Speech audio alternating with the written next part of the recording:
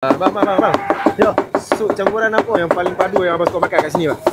yang saya suka makan Ya. yang saya suka apa? Okey, bang. Yang apa yang saya suka campuran, kita tak sama betul tak? Macam apa suka makan campur perut kan, campur perut panjang. Yang saya suka daging. Daging. Ni, Ada daging. lidah. Oh, Favorite saya lidah. Lidah. Ni campuran yang paling padu ni, bang? Padu. Bagi saya padu lah. Bagi saya padu lah. Kenal barang ah. Kenal barang. Memang padu barang ni. Lidah. Yang mana tak biasa makan lidah mesti dia kata, tak apa nak ni kan. Tapi bagi saya lidah paling sedap lah. Okey, betul ni. Wak keting. Ni. Wak keting ni betul-betul lembut lah. Betul-betul lembut lah. Okey.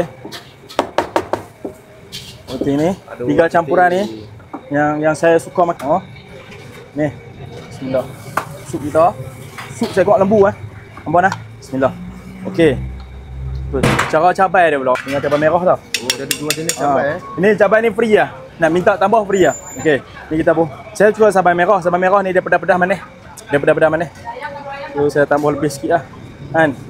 Okey. Ni cabai hitam. Campur sikit lah. Dia pedas sikit. Cabai hitam dia pedas. Orang peminat pedas boleh makan.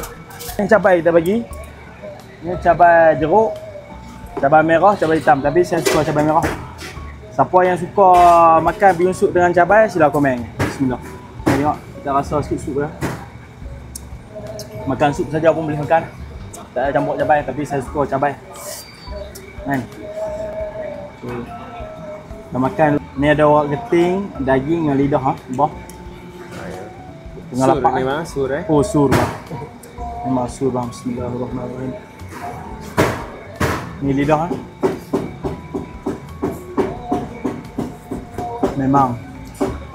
Memang padu lah.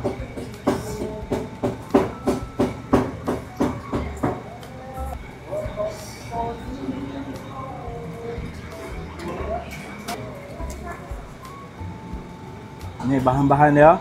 Ini daging, wak keting, lidah, daging, wak keting, lidah. Bismillah. Gabungan betul-betul sempurna. Tak nak bak.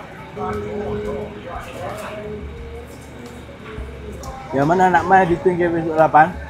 Kita buka dari pukul 11 pagi sampai pukul 6 petang.